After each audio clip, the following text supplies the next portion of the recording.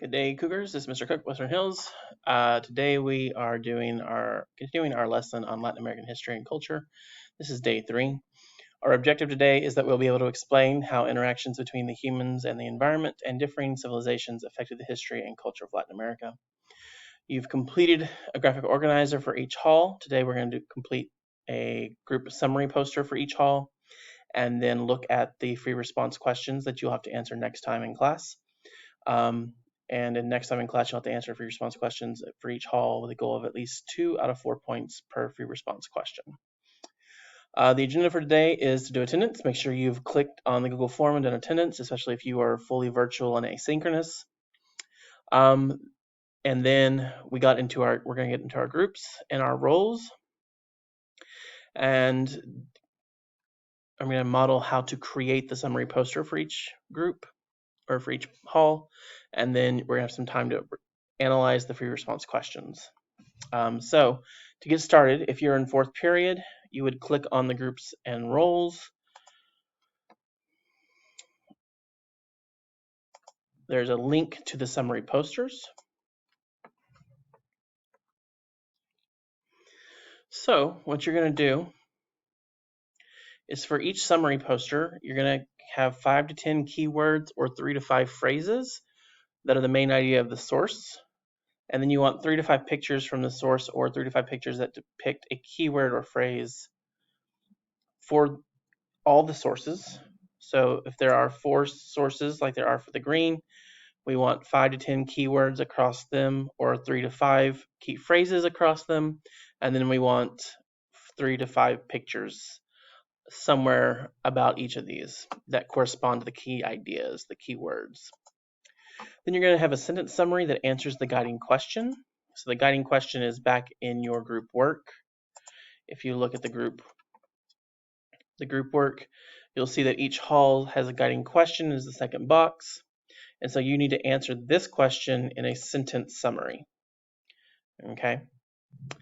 So once you've done that, make sure it takes up the entire space. Make sure it's colorful like you would a real poster. Make sure the sentence summary includes information from most or all of the sources. Okay. When you're done with each poster, you're going to download them as a JPEG and then insert them into your group work. So you would go to the poster, you would hit File, Download as a JPEG. Okay. So let's do that. File, Download, JPEG. So then I would go here, and I would put my poster here. Go to Insert, Image from Computer, copy it, and that would be in my box. And then I would want to make it where it either takes up this whole page like it does now, or if I want to try and get it on one page, I can make it a little smaller. Okay. But I would suggest leaving it as it does for the full page. And that way you have the graphic organizer and your summary poster. Okay. So when you are done with all 4 posters, make sure you turn the group work in. Whoever is your team leader, your group leader, will turn it in. Make sure everyone's name is on it. Put everyone's name up here at the top by clicking and doing the header. Okay. When everyone who has edited and done work in the group will get credit for it. Those of you who haven't will have to do it on your own. Okay. So make sure you have done it and get credit for it.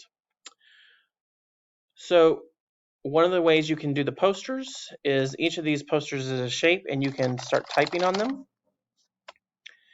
You can also go in and insert a text box. You can